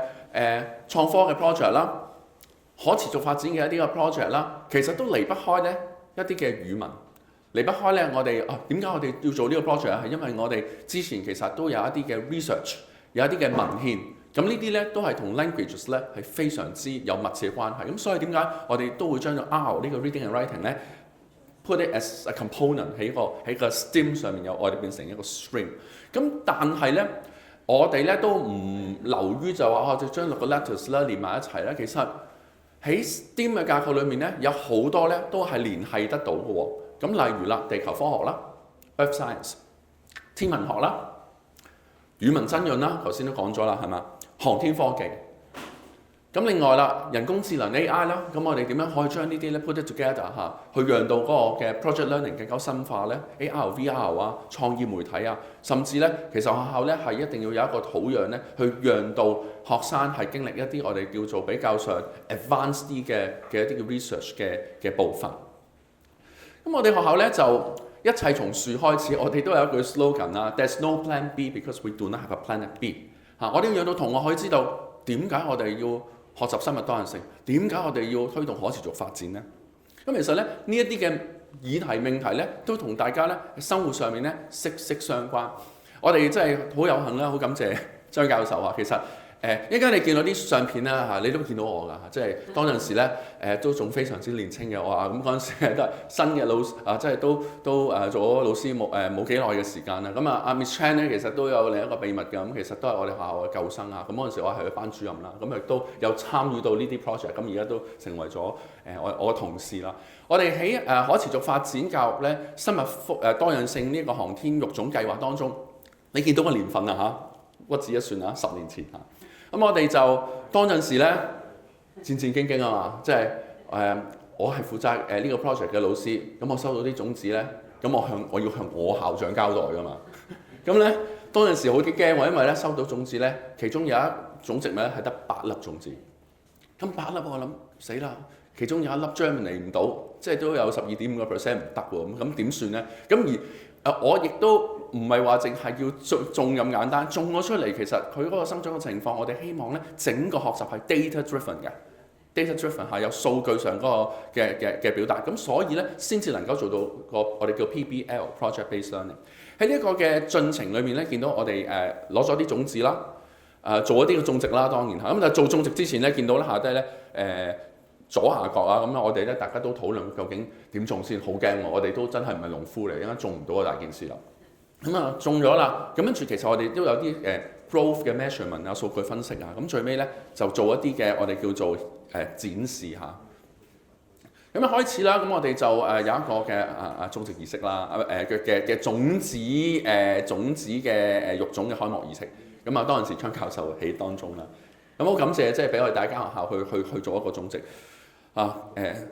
可能唔係影得好清楚。咁同學咧，其實隻手指咧，其實下低咧有一粒種子啊，好細粒嘅。咁我哋好擔心，哎呀擺喺面好咧，定係擺起好底好咧咁樣。咁會唔會俾風吹走咧？我哋又唔想好喺室內度種，因為室內唔係一個即係mimic唔到一個好我哋叫做好真實嘅環境，好 authentic 嘅情況。咁所以我哋都諗咗一段時間。咁除咗咧，我話如果我哋喺泥土度種，可唔可以水耕㗎咁樣？即係我又真係好貪玩咁，有部水耕機咪試下佢咯咁樣。喺啲冇泥之下，又種唔種到嗱？見到啲種子真係好細粒喎，係嘛？咁我哋啲同學咧種，咁然後跟住咧，其實我覺得呢樣嘢都幾殘忍㗎嚇。咁我哋要同學咧，不過參與呢個 project 嘅同學唔需要太擔心啊。即係你嘅導師會同你哋傾點樣去處理呢個 growth 嗰個 parameters。但係我咧驚啊嘛，有啲係得8粒，咁點算咧？逐棵植物度佢嘅高度，嗰塊葉嘅大細，逐塊度。我要攞越多 data， 咁我先睇到個 data pattern 嚇。咁另外咧就係仲有一樣嘢就係星期1、2、3、4、5度完，咁你冇理由下個星期一再度㗎。咁我都有啲即係我都做開少少science 嘅研究，我覺得咁星期6日點啊？咁輪流翻嚟度。咁但係我覺得呢樣嘢咧係都考驗到同學嗰個對呢個 project 嘅投入感同埋個嚴謹度。呢個非常之重要，即係我覺得 data 唔係唔重要，但係更加重要就係佢背後嘅 values 嚇。我哋去做一個研究，其實係好認真嚇，好深入去做。咁即係呢個非常之感謝，真相嚟嘅。我哋種咗啲豇豆，其實咧你見到咧呢一度一大紮啦嚇嘅豇豆咧，其實係由8粒種子嗰度出嚟。哇，其實咧〜即係我哋叫做點啊？哇，唔知 compound interest 係點啊？8粒種子出翻嚟，後尾我哋 collect 咗咧，大概出咗1200粒嘅種子出嚟，係嘛？真㗎真，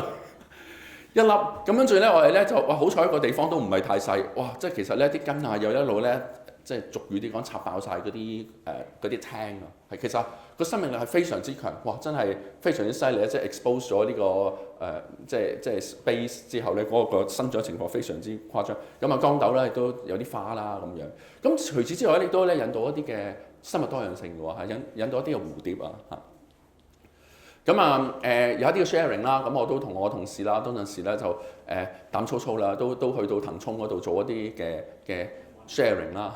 咁啊另外啦，就亦都有一啲嘅少少專業交流啦，咁包括都同咧一啲嘅唔同嘅中學啦，我哋都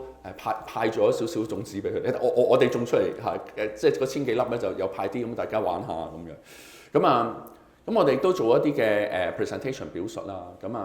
之後感謝真係張教授嘅帶領啦。19年我哋都有一個太空種子種植儀式啦。3年前到咁我哋咧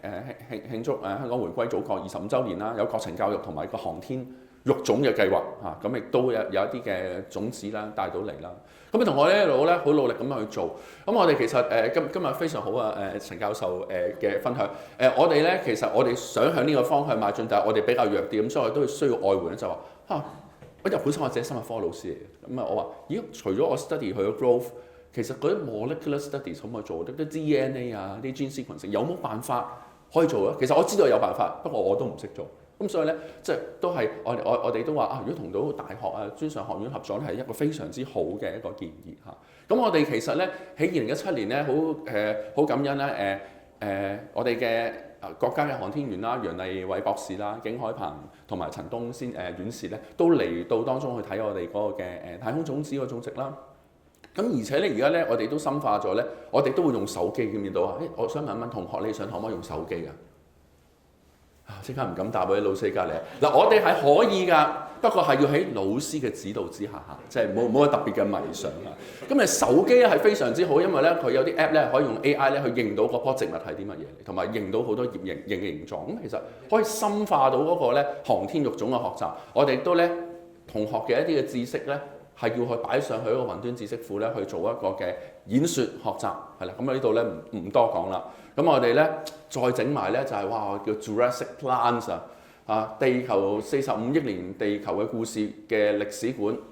咁咧其實植物咧，其實有啲植物咧就喺個 evolution 嗰個嘅進程嗰度咧都有唔同嘅表述咁有一個 thematic 嘅學習。呢啲相咧係我哋學校度影嘅，我係小西灣嘅地區嚇。其實咧城市生物多樣性非常之豐富，有植物有動物生物多樣性非常豐富。我哋咧犀利㗎，將呢個 poster 一 print 出嚟校本去推動咧17個可持續發展教育嘅目標。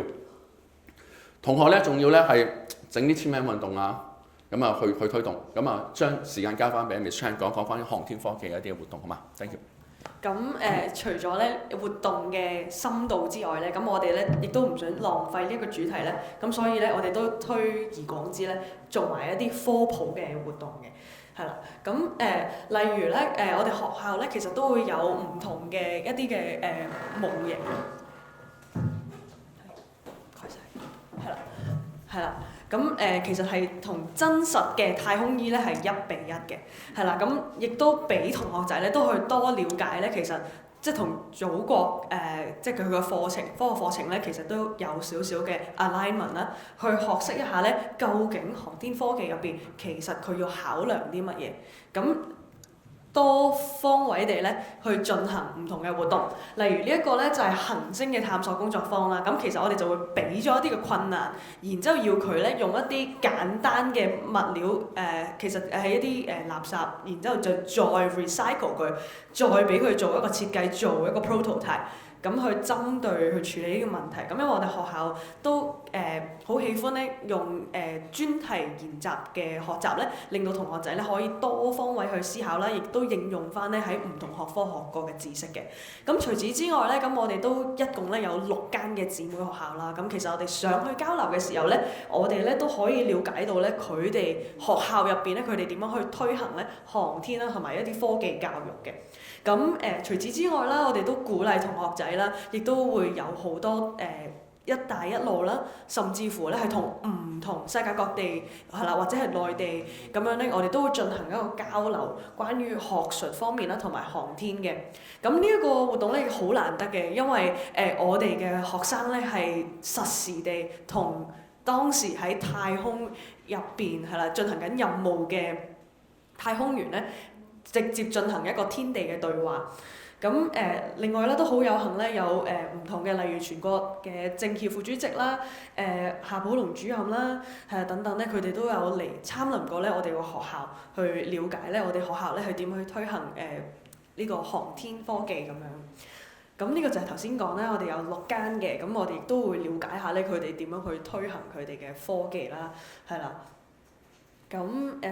啲係一啲嘅紀念圖啦，係啦。除此之外咧，我哋又點樣去裝備學生？咁去他朝有一日，如果佢哋真係有興趣投身呢個航天科技嘅時候咧，其實我哋應該去點樣應用？例如第一個啦，就係先俾佢哋多接觸，係啦，我哋衝出我哋嘅校園，然之後就俾佢哋。係啦，無論係本港嘅，或者係一啲主題性嘅 expo， 係啦，總之佢關於 aerospace 嘅話咧，我哋都鼓勵同學仔，我哋一車咁樣車佢哋出去睇一睇，咦原來現時嘅科技，頂尖嘅科技其實已經去到邊？係啦，咁同埋佢哋多了解嘅時候咧，佢就會發現，咦原來我要將一啲嘅生物或者我哋一啲嘅種子咧射上太空嘅時候咧，原來係有一啲requirements 嘅喎，有啲物料咧其實係唔可以帶上去太空艙入邊，因為可能會對太空嘅人員咧，佢可能會係係啦，即係影響到佢成部機嘅運作等等。咁其實呢啲都係要多接觸咧，同學仔咧先至會有機會知道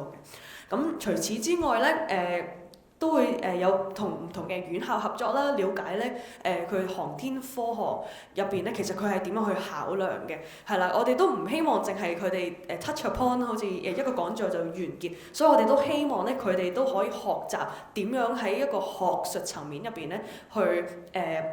承載啦，或者係了解咧成個係啦 aerospace 方面嘅方向嘅。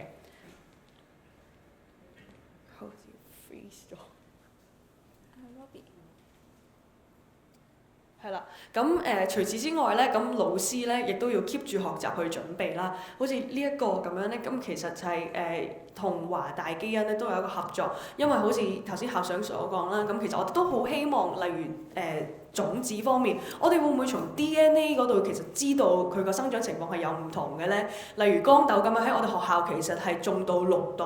但係就發現其實佢同地上嘅豇豆嘅樣子咧係唔係太一樣嘅時候，咁我哋都好希望係啦提升唔同嘅學術嘅 forum 啦，可以帶到咧令同學仔咧都可以了解到咧喺 DNA 方面其實佢哋有啲咩唔同嘅。係啦，咁除此之外，我哋都有智能嘅一啲嘅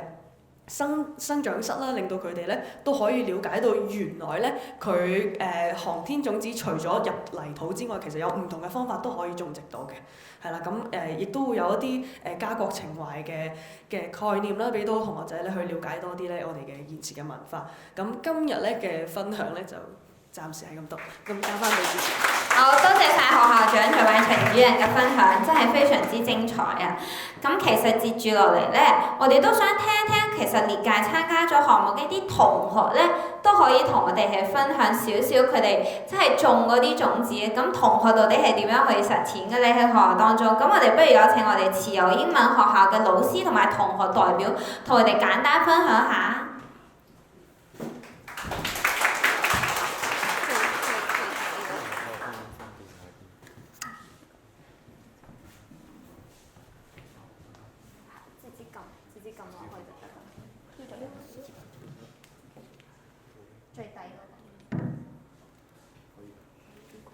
大家好，我哋係嚟自慈幼英文學校嘅學生，我係科級嘅劉俊熙。我係 Form 1嘅黎子新。我係 Form 1嘅施建權。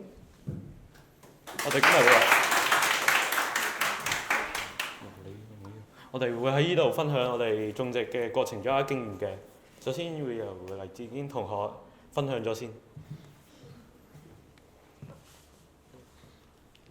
咁我哋第一次本校嘗試種植太空種子喺2023年啦。咁我哋本校參加係由香港中文大學教育學院校友會同埋香港教育大學校友會合辦他來自宇宙嘅太空種子種植體驗計劃。當時我哋係得到櫻桃番茄啦、向日葵同埋金雛菊嘅太空種子。本校生物班同學將太空種子用水培育同埋泥土培育嘅方式發芽，例如圖片上嘅向日葵係想利用水培育，而櫻桃番茄係想利用傳統泥土方式去發芽啦。是次活動係我哋首次嘗試，經驗不足，而且種植後臨近考試而發芽後照顧不周，因此只能記錄太空種子嘅發芽成長階段，未能仔細觀察太空種子嘅結果。跟住嘅分享就會交俾施建權同學。咁我哋第二次栽種太空種子呢，就係喺2024年啦。咁本校呢係得到香港聯合國教科文組織協會送贈嘅太空種子啦。咁今次嘅送贈係包括咗太空番茄同埋太空秋葵。本校資優教育組 STEM Team 合辦校內太空種子計劃，期望呢係比較坊間種子同埋太空種子嘅唔同啦。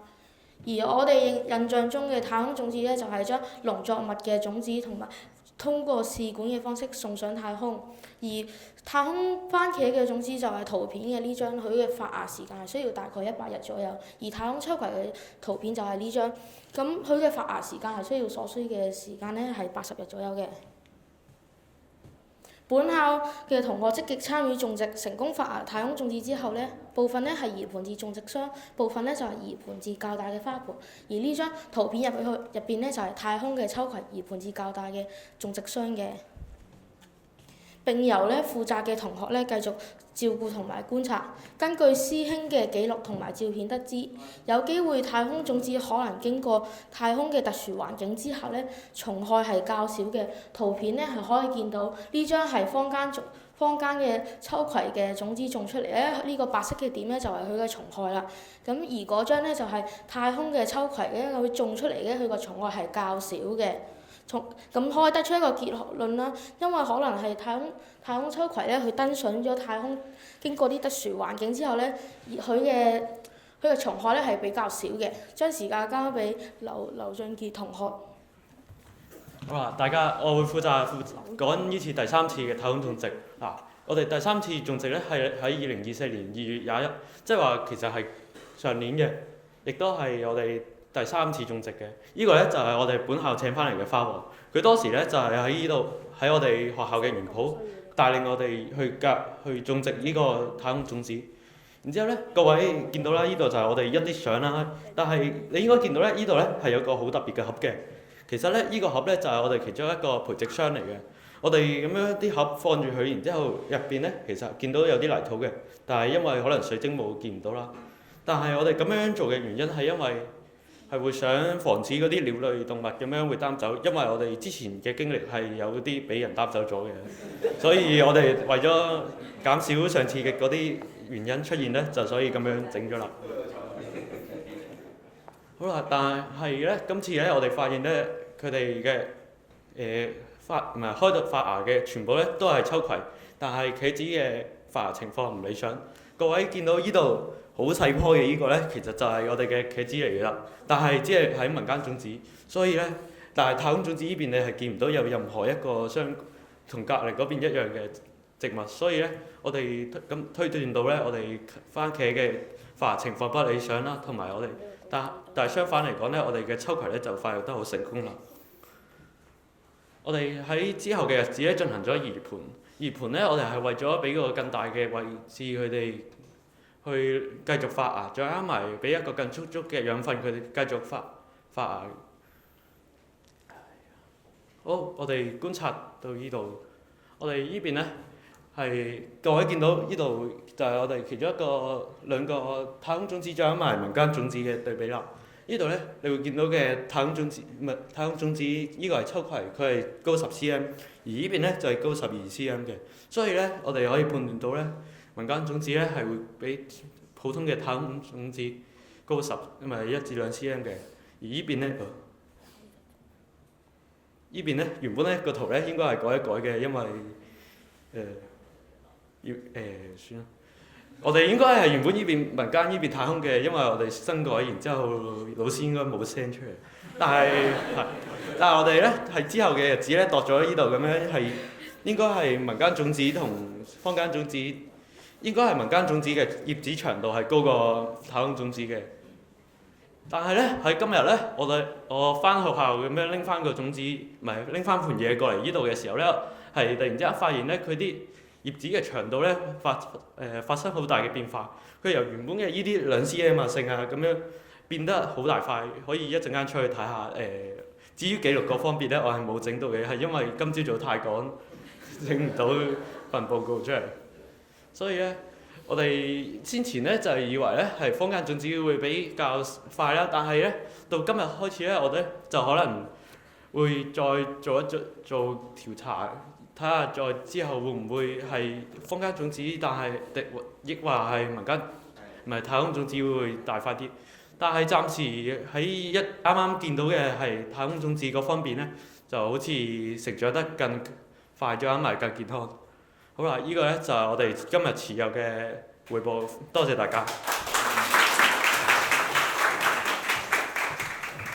好，多謝晒我哋同學嘅呢一個分享。請同學先勞步啊！咁我哋其實咧都想為我哋嘅分享嘅學校啦，包括我哋其實今日咧都有我哋嘅中華基督教青年會小學咧嚟做展覽。其實有3間學校都做咗展覽，咁已經喺後面咧，陣間大家都可以去睇一睇嘅。咁我哋有請張教授為我哋3間學校咧去頒發呢一個感謝狀嘅，係啦。咁有請慈幼英文學校啦，咁都在此有請中華基金中學嘅代表啦。咁同埋我哋中華基督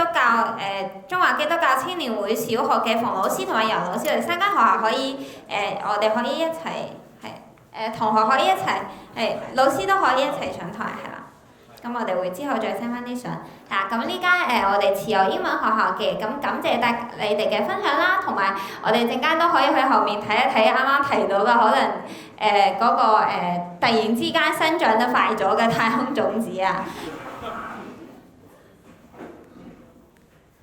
好，咁多謝晒慈幼英文學校，係啦。咁接住落嚟，我哋有請中華基金中學嘅陳老師啦，同埋同學同埋學校長啦，都上台攞翻呢個感謝狀嘅。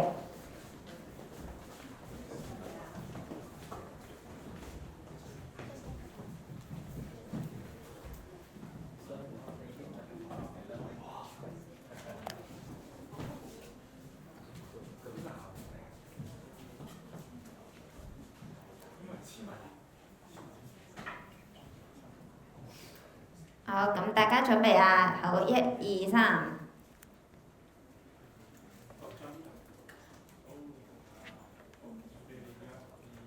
好，咁最後我哋都有請中華基督教青年會小學嘅馮老師同埋楊老師。唔好意思啊，我哋補多張啊！為咗大家可以影到最精彩嘅相片啊！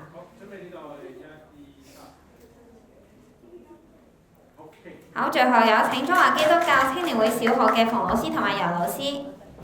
係啦。咁我哋中華基督教青年會小學就都喺後面展覽咗一棵生得非常之高嘅呢一個我哋嘅太空航瓜 mini 啊。咁陣間大家都可以去望一望嘅。咁其實接住落嚟咧，我哋都想借呢個機會咧，頒發埋我哋新加入嘅 Member School 係成員學校嘅呢一個獎狀嘅。咁有請馬里曼小學嘅代表蘇老師係啦，上台頒發領取呢一個獎狀。咁其實除咗馬里曼小學，今次我哋都有中華基金中學啦、慈幼英文學校、東華三院郭一偉中學、聖保羅中學、聖保羅書院、基督教香港上義會皇上書院都係我哋嘅 Member School。咁但係之前都有參加過我哋活動，我哋就已經派咗嗰個 certificate 啦。咁呢一個馬里曼小學係新加入嘅，係啦。咁多謝晒都多謝晒張教授啦。咁張教授請留步。咁接住落嚟咧，因為我哋就會進行呢一個航天種子嘅呢一個頒發儀式啊。咁我哋咧會先頒發中學組嘅。咁現在我哋有請咧漁農護理署嘅馬偉忠助理處長咧，與張教授去共同頒發呢一次參與學校當中嘅太空組中學組嘅太空種子嘅。咁我哋首先有請中華基金中學去我哋每一間學校去影一張相啦。咁首先有請中華基金中學去領取呢個太空種子，係啦。咁咁接住落嚟咧，我會叫下面排序照次序排落去嘅學校代表咧，可以喺台嘅大家坐低嘅左手邊，可以喺台嘅側邊等候啊。咁下一間就會喺元朗商會中學嘅，跟住就會係石籬天主教中學，可以喺嗰邊係啦，大家嘅左手邊啊，喺台嘅側邊等候。咁元朗商會中學，跟住石籬天主教中學，跟住係余振強紀念中學，係啦，請呢三間學校先排隊。好，多謝晒中華基金中學。咁接住落嚟，我哋有請元朗商會中學嘅代表上台。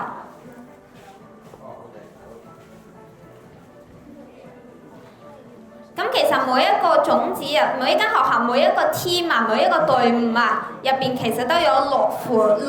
六個樽嘅，6個樽仔咧就分別有3款太空種子，以及3款相對應嘅呢一個航天種子嘅。咁 total 有45粒，係啦 ，total 有45粒嘅，係啦。咁大家一定要好好嘅對待我哋嘅種子啊，去讓佢茁壯成長啊！多謝晒。咁我哋接住落嚟有請石籬天主教中學，石籬天主教中學嘅，都係2個隊伍啊。好，有請石籬天主教中學嘅代表上台。好，咁接住落嚟就會係余振強紀念中學，余振強紀念中學嘅代表，請問喺唔喺現場呢？咁接住落嚟就會係東華三院各一位中學嘅我哋嘅校長啦，同埋同學同埋老師啦，我哋一齊上台嘅陣間。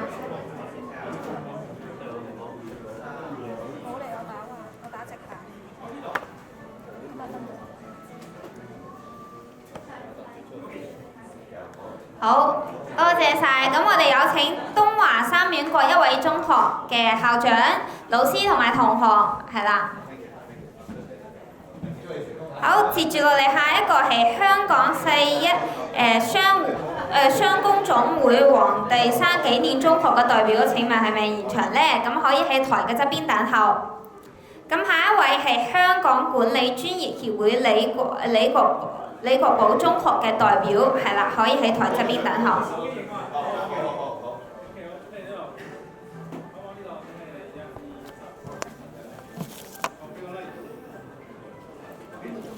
好，多謝晒東華三院各一位中學，係啦。咁接住落嚟，我哋係啦，有請我哋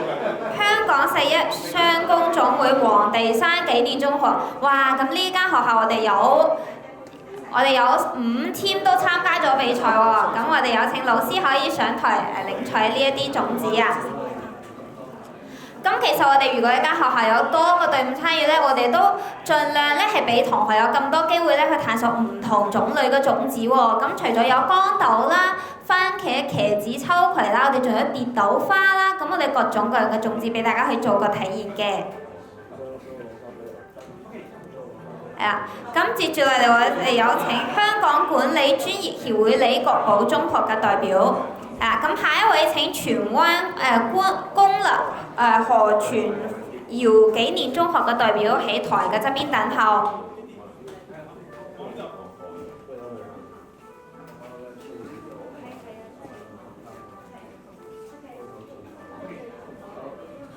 好，多謝晒。係啦，好，接住落嚟有請下一個隊伍啦，荃灣公立何傳堯紀念中學嘅代表上台領取種子。其實我哋今次咧唔單止有香港嘅學校參與喎，我哋都有澳門培正中學嘅呢一個隊伍去參加嘅喎，更加促進咗我哋大灣區成個大灣區嘅交流互動啊！係啦，咁我哋下一組咧就有請培正中學路環校部嘅呢一個代表啊，我哋澳門嘅培正中學嘅代表老師可以下一組係上台領取嘅。咁我哋嚟自澳門嘅隊伍可以由老師作為代表啦，係啦，係上台領取。咁接住落嚟，我哋會有請培僑書院嘅隊伍嘅，培僑書院可以喺台嘅側邊等候。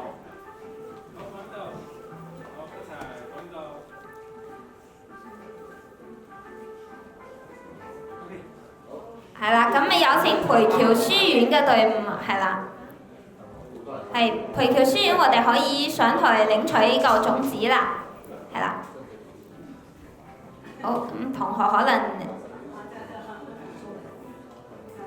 好，接住落嚟，我哋下一個 team 咧就係港青基信書院嘅，係啦，可以喺台嘅側邊等候。咁接住落嚟就係我哋慈幼英文學校。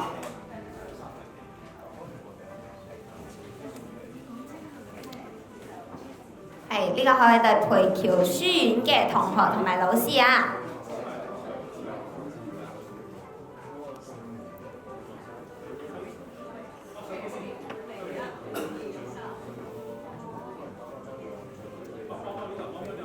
好，希望我哋呢一個女子 team 啊，可以好好啲照顧呢啲種子啊。好，接住嚟我哋有請港青基信書院嘅代表。係啦，咁喺慈幼英文學校之後咧，就會喺聖保羅中學嘅代表，咁可以喺台嘅側邊等候。咁下一間咧就會係我哋聖保羅書院，係啦，一個係聖保羅中學，一個係聖 Paul's College 聖保羅書院啦。咁兩間學校請照次序咁樣排一排啊，喺台嘅側邊。我哋用大機再補多一張啊！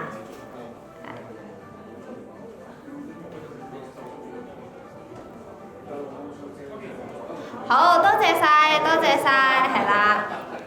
咁我哋有請啱啱分享咗嘅慈幼英文學校，我哋上題領取我哋新一期嘅呢一個種子啊！咁希望係俾到一啲你哋之前未種過嘅，可能我哋有未種過嘅種子喎，我哋再去參與啊！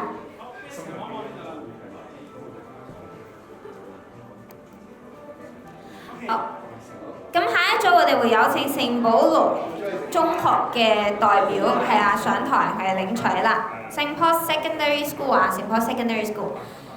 係啦。咁喺聖保羅書院 St. Paul's College 之後咧，就會係靈糧堂劉梅軒中學。我哋有請靈糧堂劉梅軒中學嘅陳副校同埋同學咧，可以喺台嘅側邊等候。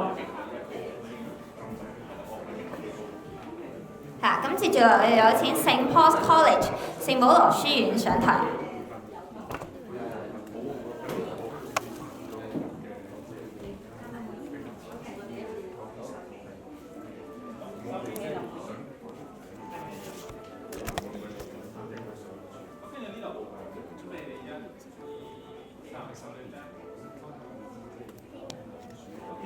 好，唔該晒。咁 last but not least， 我哋有請靈糧堂劉明軒中學嘅陳副校同埋同學老師，我哋上台領取今年嘅呢個種子。我哋有3個隊伍參與啊，咁初中、高中都一齊嚟埋啊！咁接住落嚟就會係頒發小學組嘅種子啦。咁喺呢個環節之後就係小學組，咁我哋小學組嘅代表就可以喺台嘅側邊等候啦。咁我哋有大埔崇德黃建常紀念學校嘅老師，咁接住嚟就係中華基督教青年會小學嘅老師，咁可以喺台側邊等候。咁多謝晒馬偉忠助理處長啦，咁請就座。咁小學咧，我哋就想邀請咧陳田豐教授同張教授一齊去頒發小學組嘅呢一個種子嘅，係啦。咁我哋首先有請大埔崇德黃建常紀念中學嘅老師代表佢領取呢個小學組嘅種子。係啊，咁接住嚟我哋都請中華基督教青年會小學嘅代表喺台側邊等候。咁再之後咧就會係元朗寶覺小學，元朗寶覺小學嘅代表喺邊度咧？咁我哋可以喺台嘅側邊等候啦。係啦，咁接住落嚟就會喺保良局陳蘭昌夫人小學嘅代表，咁都可以喺台嘅側邊先等候。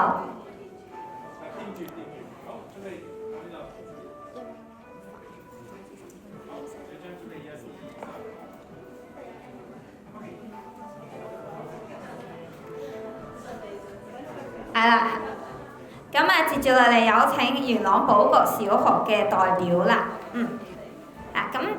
接住落嚟我哋有請香港華人基督基督教聯會真道書院嘅代表可以喺台嘅側邊等候。再接住落嚟就係香港道教聯合會純陽小學嘅代表可以喺台嘅側邊等候啦。多謝晒老師啊！咁我哋接住落嚟係保良局陳蘭昌夫人小學嘅代表，請上台領取你哋嘅種子。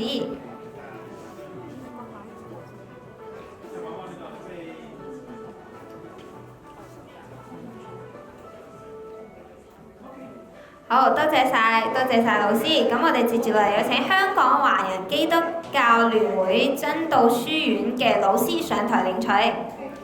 咁我都想有請基督教香港信義會黃順書院嘅代表喺尾度咧，可以喺台嘅側邊等候。喺尾度咧，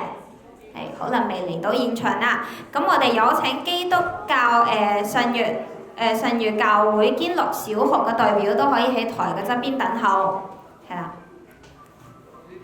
咁接住落嚟有請番禺會所華人小學嘅代表都可以喺台嘅側邊去等候。呢個係我哋香港呢個係我哋香港道教聯合會純陽小學嘅代表啊。多謝晒你哋嘅支持。咁接住嚟我哋有請基督教信義教會堅樂小學嘅代表。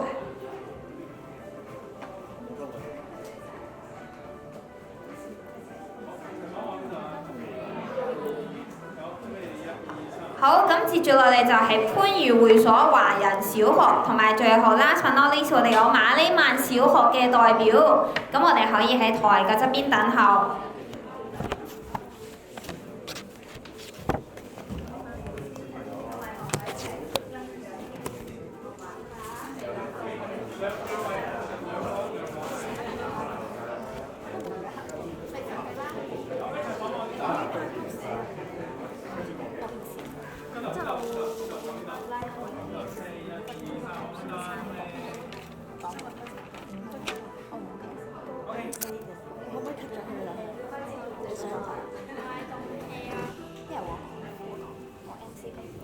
last but not least，我哋有請馬里曼小學嘅代表，我哋上台領取我哋新一年嘅種子啦。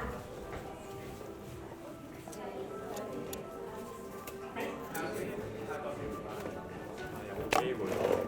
上台影張相，跟住還翻種子俾你。有冇多一盒種子啊？係啊，俾佢影張相。咁我影張相，我係平石天主教小學。咁最後我哋都有請平石天主教小學嘅周成海老師啦，都可以上台領取種子嘅。